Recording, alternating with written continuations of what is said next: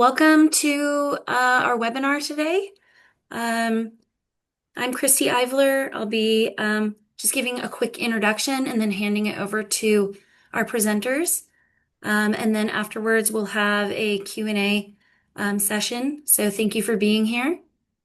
So the purpose of this webinar today is the Engineering Division of the Council on Undergraduate Research gives out awards in undergraduate mentorship every year to celebrate leaders in engineering undergraduate research.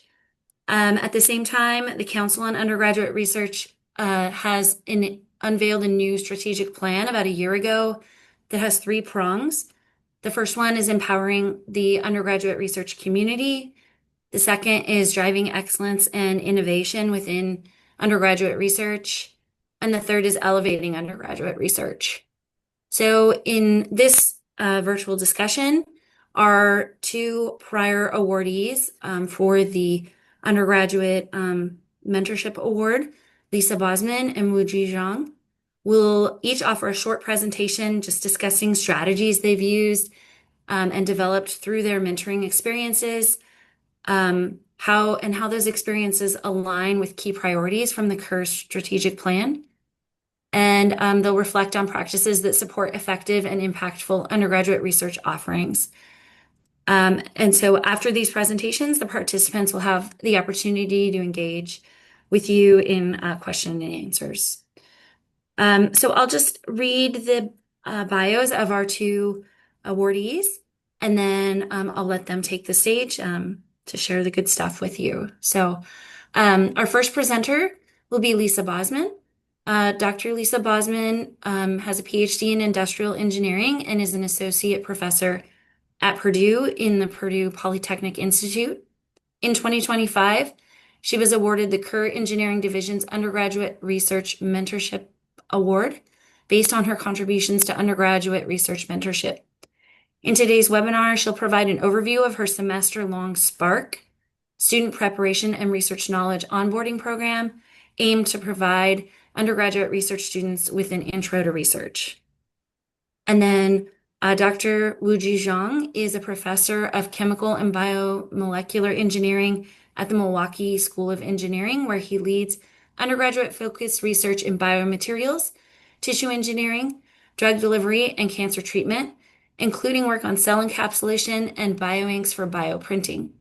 He's received the CUR Engineering Division Undergraduate Research Mentoring Award in 2022 and has published over 50 peer-reviewed articles, more than 20 with undergraduate co-authors, and he's co-authored 5 books and book chapters. He's received numerous national and regional awards recognizing excellence in both education and research, including being named one of the ASEE Prism Magazine's 20 Under 40. So those are our two presenters today. And with that, I'll let Lisa get started with her presentation. Thanks, Christy. Okay, as Christy had mentioned, last year I received the CUR, the Council for Undergraduate Research Engineering Division Undergraduate Research Mentoring Award.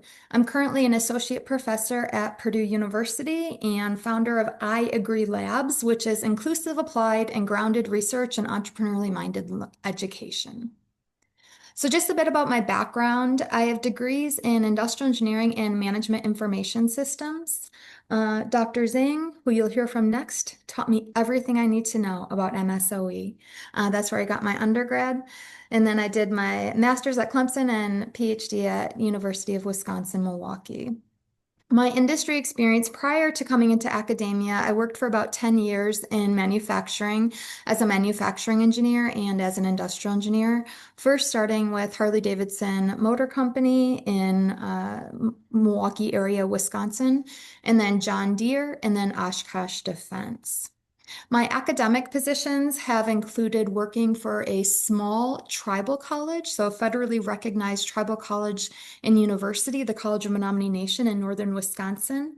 I also worked at Marquette University as a postdoc, and then I've been at Purdue University for about 8 years now. Some of my funding projects run the gamut of really, they focus on the education side, but also interdisciplinary into the technical side. So we recently finished up a grant with USAID, Agency for International Development, working with youth in Ethiopia on integrating entrepreneurship into the classroom. We also recently finished up an NSF REU, and that's where some of this content will come from, research experiences for undergrads, and how do we make those really great opportunities. And then Keen, so we finished up a faculty professional development with Arizona State University, funded by Keen, the Current Entrepreneurial Engineering Network, to integrate entrepreneurial mindset into the engineering curriculum. So specifically about my research and really this is how what the students are working on in addition. So with my research, it really focuses on the education side. So teaching the entrepreneurial mindset, these books shown here, teaching it across the university, and then this perspectives taking approach. So a lot of the data that I have is collected from the classroom or collected from grant-related opportunities. And it could be research that's either education related or solar energy related, which is my dissertation focus. So, an introduction to what I call SPARK, the Student Preparation and Research Knowledge Onboarding Program. So, what I've realized over the past about 8 years of being at Purdue and mentoring anywhere from 4 to 8 students per semester is that we can kind of see what's gonna be happening. And so I've set up this onboarding in that this is a first semester that an undergraduate would spend with me just to get them the basics. Some things to point out here is first of all, at the beginning of this semester and the end of this semester, I've learned better. There are no meetings. The beginning of this semester is just for interviewing students and letting students know what to expect. And then the end of this semester, typically students ask for that time off anyways to study for exams. Something else to point out here is at the beginning of the semester, students are required to complete the certifications. I think most of us on this call, or at least assuming that we're in an academic environment, have access to the CITI training program. So one of the things I have my students do is complete 2 certifications. One is the responsible conduct of research, the undergraduate course, because there is different ones for faculty versus undergrads. And then the IRB human subjects, the social behavior research investigators and key personnel. So that just gives them a baseline introduction to research, the ethics side of things, and especially because we're dealing with confidential data, that gives them an introduction to that information. The second thing that the students do then is they pick a project. And so usually they have options anywhere from probably 3 to 5 projects each semester, and each project has a qualitative analysis, so collecting qualitative data, or it can be analyzed quantitatively with SPSS. So then they decide what their preference is, and then I show them how to get access to that software. The next part is all these little things that they get to do in the meantime to build up their resume. So most of the students that I recruit and work with are out of Purdue's Honor College. And part of the Honors College requirement is that they need to submit a scholarly project. So I always keep track of this deadline to help the students meet that deadline. Another deadline that they are responsible for is each semester, whether it's fall, spring, or summer, Purdue offers an undergraduate research expo. And so there's always a deadline to meet for that abstract. So the second deadline requirement they have is for submitting an abstract based on the research. Now they have an introduction to it. They've been playing around with the data, and now they have something to draft an abstract. Also, that abstract is commonly used for ASEE, so the American Society of Engineering Education. This works out well since much of the research that we're doing is scholarly related or education or academic related. And then the fourth thing that I have the students do is submit an application or an abstract to the Journal of Purdue Undergraduate Research. We've had pretty good luck with all four of these with getting things passed through. The toughest thing is that Journal of Purdue Undergraduate Research because they only take so many articles.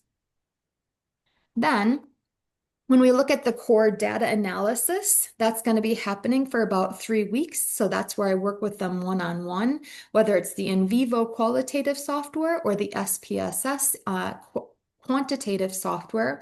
We go through the data analysis, part 1, 2, and 3. And then in the second part of the semester, we go through the results, infographic methods, and finalize that poster to present at the Undergraduate Research Symposium. So that's just an overview of a typical fall semester. If students enjoy what they're working on, and if I enjoy working with the students, then I will invite them to stay over for the spring semester, in which they just depend on what's in demand. If there's a paper to work on, they might be working on a literature review. If there's a revise and resubmit, they might be working on that. And so the spring semester is just always dependent. So that's an overview of the strategy that I've used in the past that I found particularly helpful.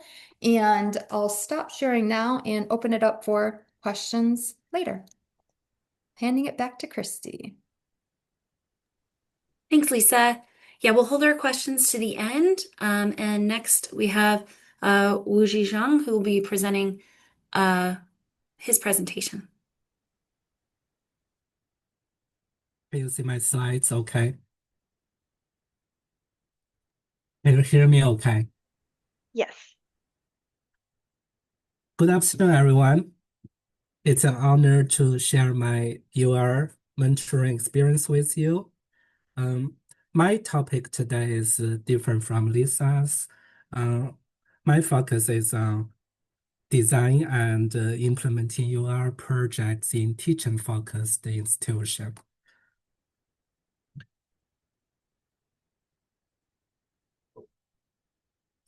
Okay, now it works.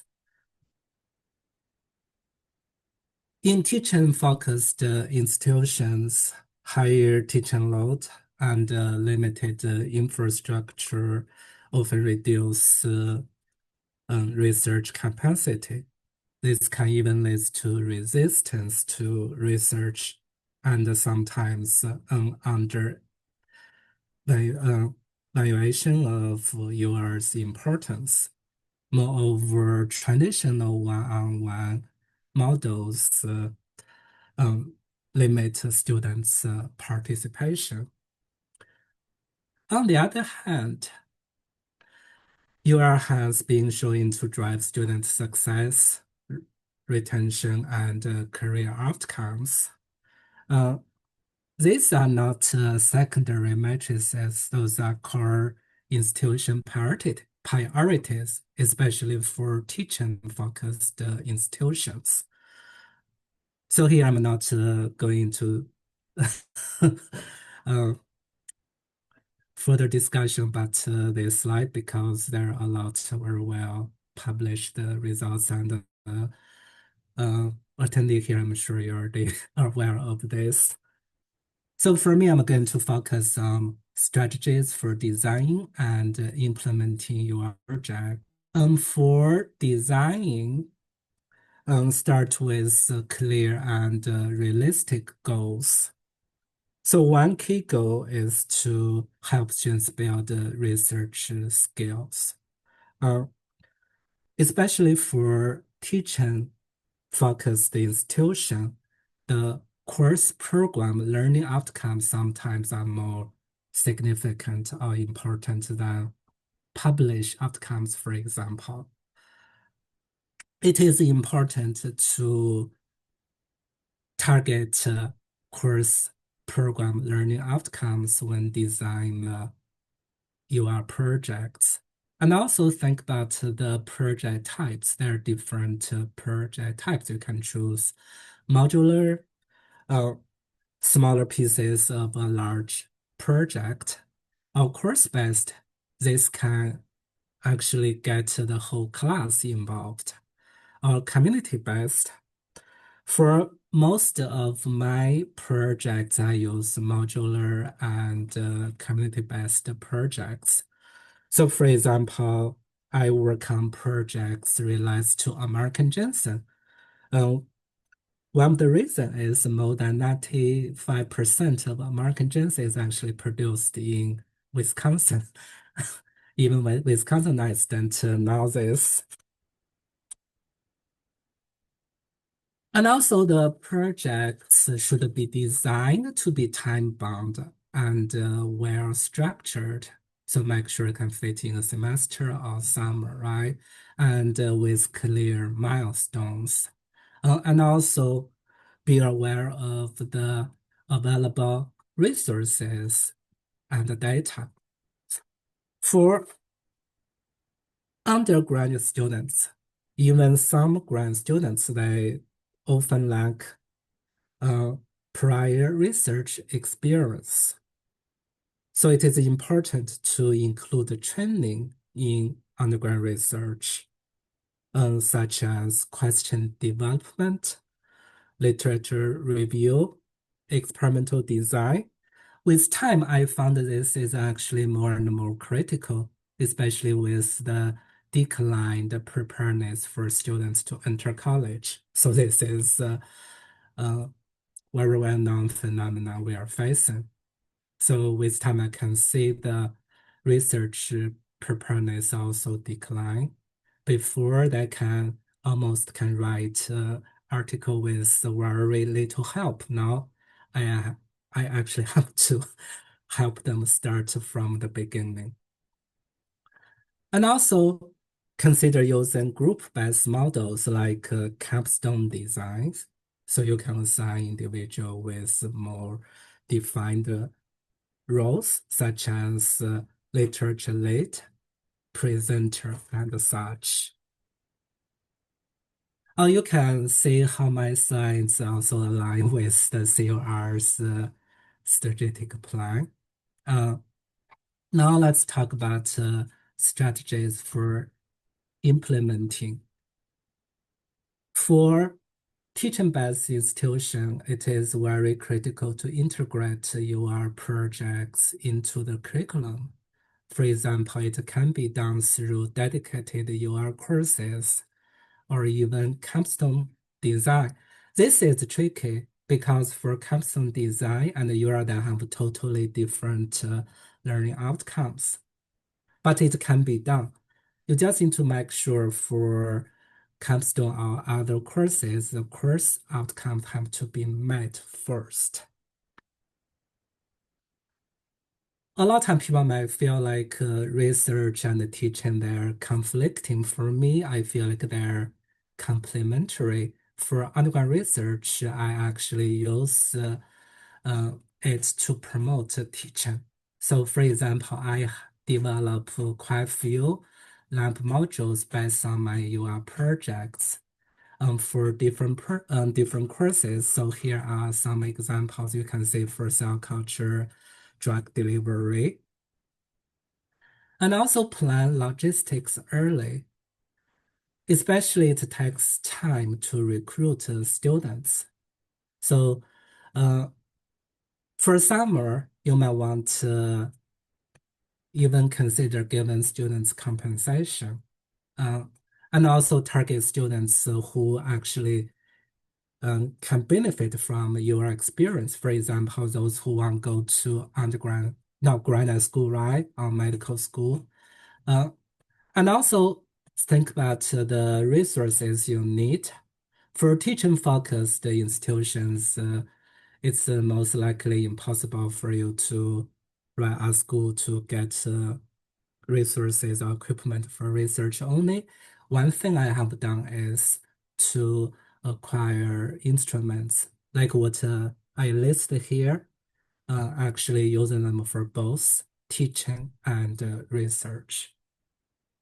So this way the school actually willing to support. It's also important to build strategic partnerships, both internal and external partnerships. always think about what you can bring to the table, right? What are your strengths? What you can offer, right? Like research institutions or industry that cannot offer. So, for example, I work with a doctor in China. So, for us, our strength is engineering design. So, we designed a bio ink. Um, Very simple to use. And then my collaborator applied the bioink we designed here, did animal study. So we just publish an article in Tissue Engineering.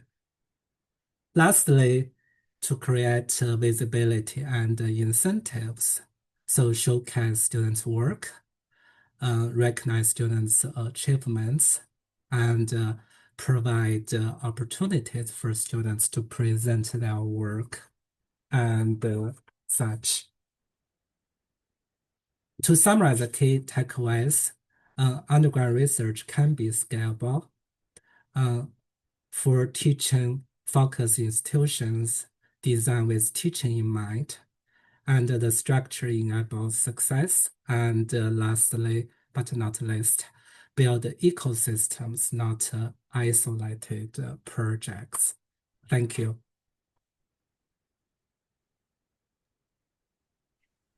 Thank you, Let Lisa me and stop Wujie. sharing. Yeah, thank you. Both great presentations here. And we have plenty of time for discussion, so we'd love to have some questions from members of the audience. If you feel comfortable, you can unmute and ask a question, or you can put questions in the chat. I'm happy to help facilitate here with asking questions. And if we don't have specific questions from the audience, I can seed the discussion with some questions here. Oh, I do see a hand here. Laura, if you'd like to go ahead and unmute, go ahead. Hi, my name is Laura Schonley, and I work in Cornell Engineering in the Office of Inclusive Excellence, and I run our research engagement programs, including undergrad research. And I have a question for Lisa about the Spark program. I'm wondering, I'm thinking about something kind of like this, but more generalized for that could be used by undergraduates and faculty and their mentors, across different research groups. So looking at more general sort of topics in terms of their onboarding process. And I'm curious if you've thought about if that program could be adapted to sort of that broader context. And if so, what might that look like too? Yeah, great question. So, the research that I've done has included both educational research as well as technical engineering research related to solar energy. So, I feel confident in those areas and actually any research area that requires data analysis, because that's really the crux of the Spark program is that introduction to the data analysis tools, the quantitative or the qualitative. That being said, not all research is empirical, right? And includes data analysis. I have worked with students to publish research articles, but not following this particular approach, just because it is so heavy, because it's really the data is the core of it. So that's a great question. No, if it's not empirical, if there's not data, that's usually what the introduction focuses around. But good question, Laura. Yeah. Other questions? I see Christina has one. Go ahead, Christina.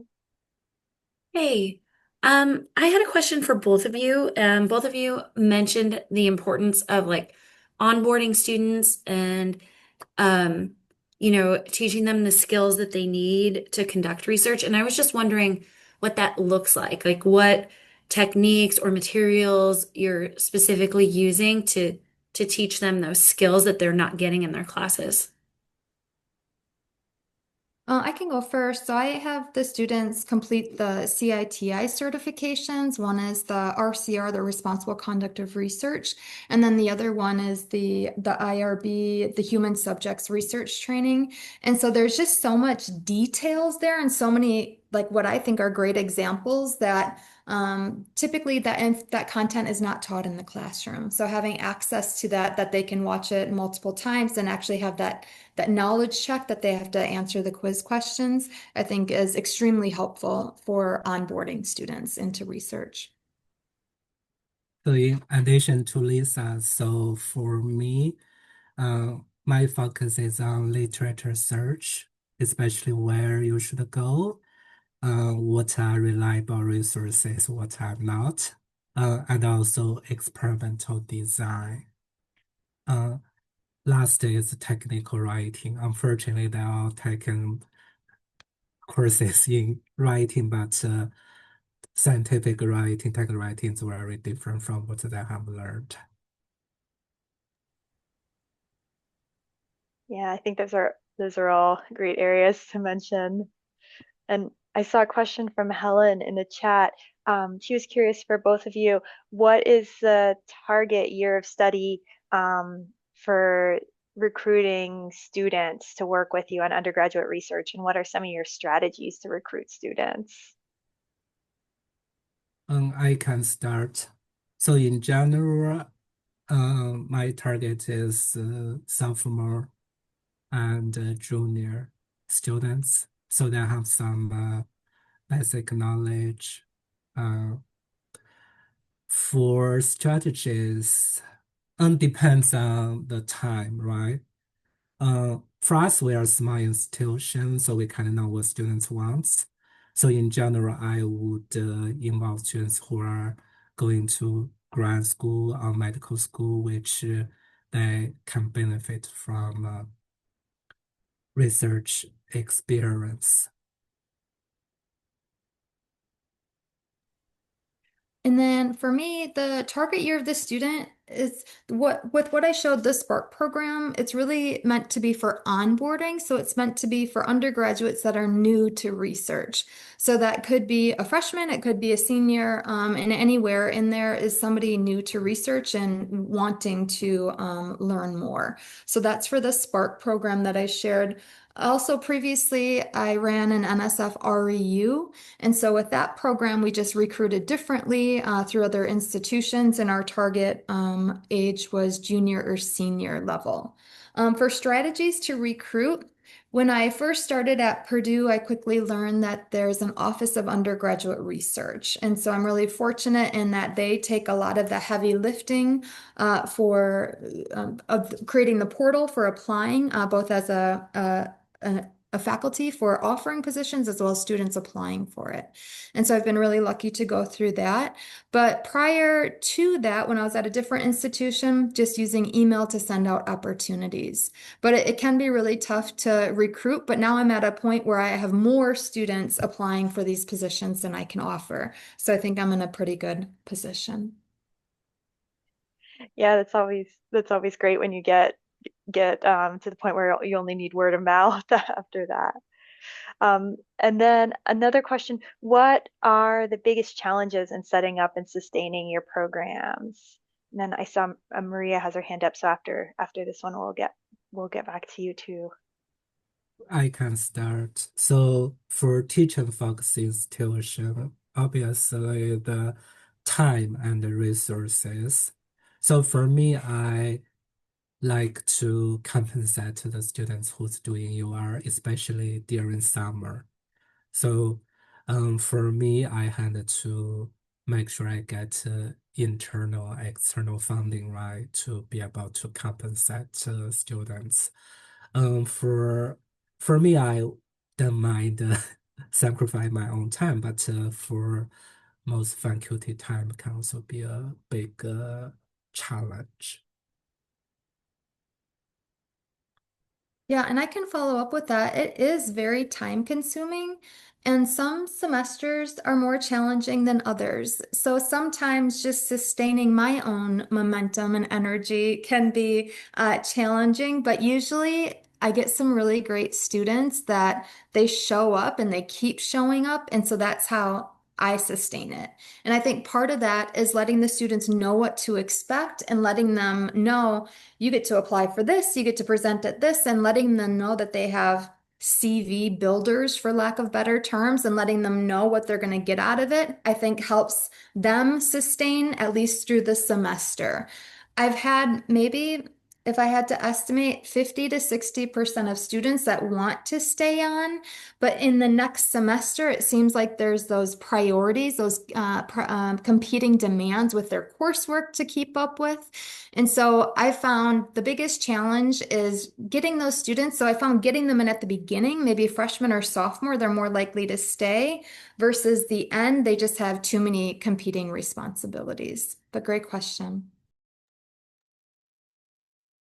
Yeah. Then I think Maria had a hand up earlier. Do you still have a question? Feel free to unmute if you'd like.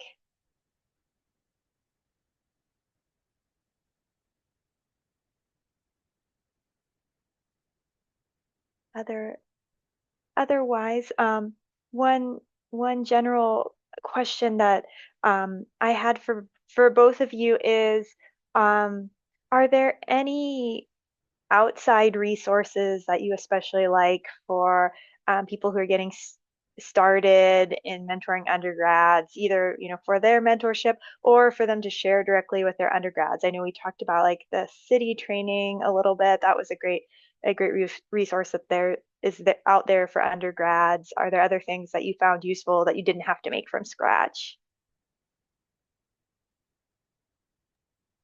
I can start by talking to, since I receive funding for this, I recognize the importance of trying to document outcomes. And so making sure that for students that complete these experiences, if they can complete some type of a survey or a reflection, and there's a lot of resources online for instruments that are available, either quantitative or qualitative, either one. I think those are just really beneficial for keeping this pipeline going and keeping these opportunities going for our students to show that they are working, that they are publishing, that they're getting out there, that they're going to grad school. And so I think collecting that information, and like I said, there's a lot of instruments available out there. I think it's really important for the students as well as ourselves to keep the research going.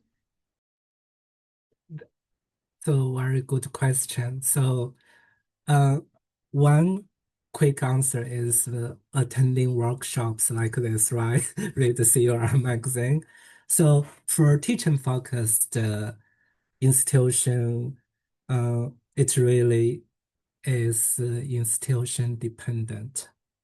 For example, MSOE teaching is the focus. So for me, what I do is always try to bridge teaching with research.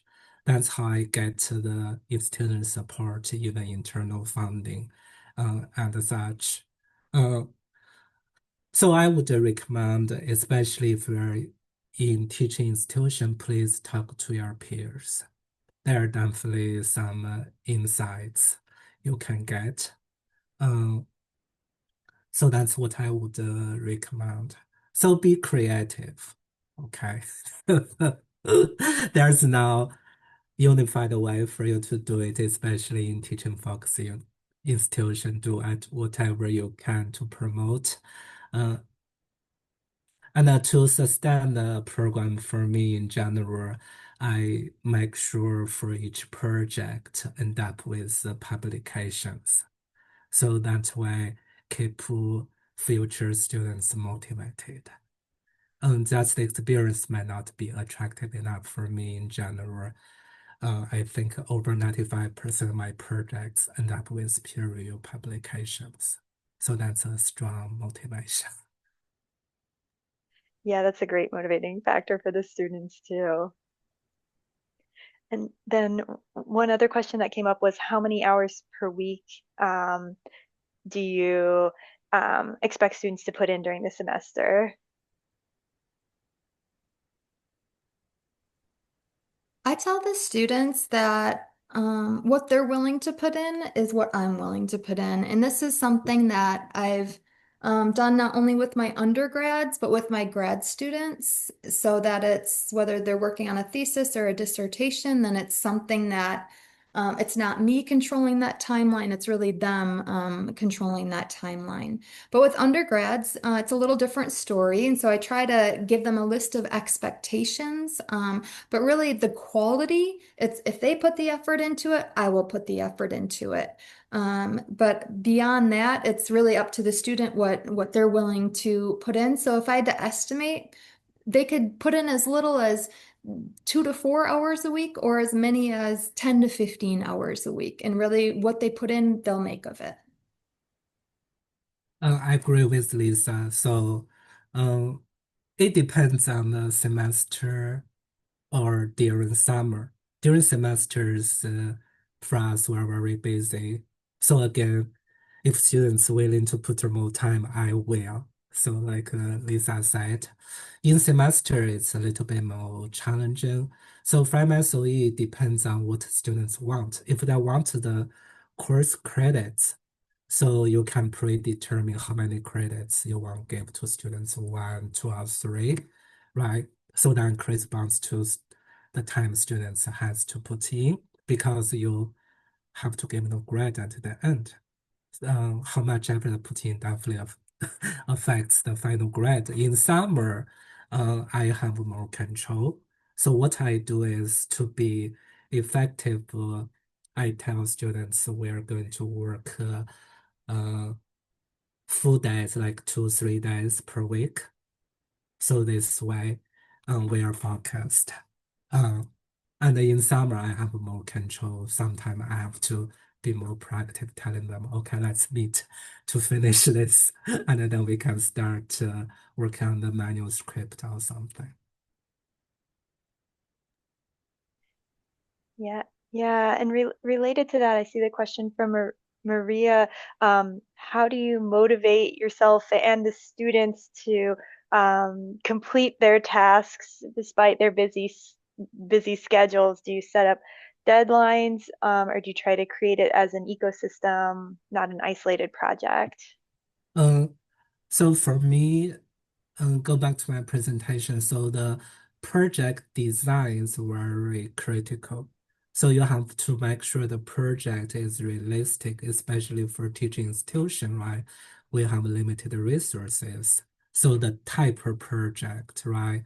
The milestones you want to achieve should be predefined. You should have control over it. You should have a very good idea, right? It is feasible for student to finish within a certain time, right? Do you have everything or whether you can get everything through partnership? So this is what I in general do at the beginning of the project before I start the project. And of course, research, you don't really have control, right? But in general, for me, I'm very hands-on. In general, work with students together. Uh, Also, in general, projects work well, so we were lucky enough to have pretty much publication for every project. Um, so to create a ecosystem, so uh, modular model probably is the best. So have a big project, right? So work on different components each time to build upon it. So for example, my BioInk project, we start with develop a new BioInk, and then we modify, improve it, and then the last stage, apply it by collaborating with a doctor that can do clinical translation. Hope I answered the Yeah, question. I think so. Did you have any other thoughts on motivating the students, Lisa? Just like establishing up front the clear expectations, and then each week we go back to the calendar, see where we're at and addressing it. So not much more to add. Yeah, no, I think those are great. And hearing from both of you, I think having that structure and having students see how their work fits into a larger project or fits it into a module or can contribute to their CV, those are all great motivating factors. Besides that, during summer, I occasionally bring them to lunch or dinner. So to have a happy hour or celebratory events. So I think that's nice. That gives it you need the social aspect of the research too, not just yeah, again, the depends technical how many aspect. students you have, right? If too many, then that's not going to work. I see another question here from Emma.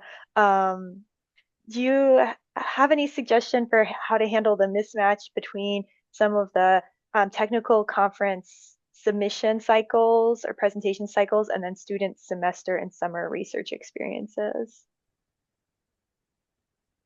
I just try to keep track of all the dates. So whether I'm doing the summer experiences or the semester experiences, that we just know what our options are. And at the beginning of each semester, whether it's the fall, spring, or summer experience, we decide at the beginning what our goals are. And so that's when we determine what does it make sense to go for conference wise. Does it make sense to stay at Purdue? Does it make sense to go outside Purdue? And so that's something we decide at the beginning of the semester. And usually there's enough time that allows for that. And I've really been targeting virtual conferences more recently, just because then it's cheaper, but also then students still get that item on their CV. And then it allows for them, if they can't get away for the semester, then they still get that conference experience. Wujie? So for me, I target regional conferences. So you don't need to only look for the UR-based conferences such as CURs, right, which is always in summer, right? I think August or September, am I right? Uh, so you can look for more professional regional conferences. For example, I always bring my students. I'm in Milwaukee, so I bring my students to a regional conference in Chicago, uh, chemical engineering research conference. So they even have undergraduate research track. The cost is low. So there are all kinds of conferences. You can even assign this task to students. Let students look for opportunities and then get back to you all. Where do you want to present your work, right? And then go from there. So it doesn't need to be your specific. It can be professional. Depends on the project. Yeah, yeah, thank you. And I think we've, so I don't see any other questions in the chat. Are there any other audience questions as we start to wrap up here?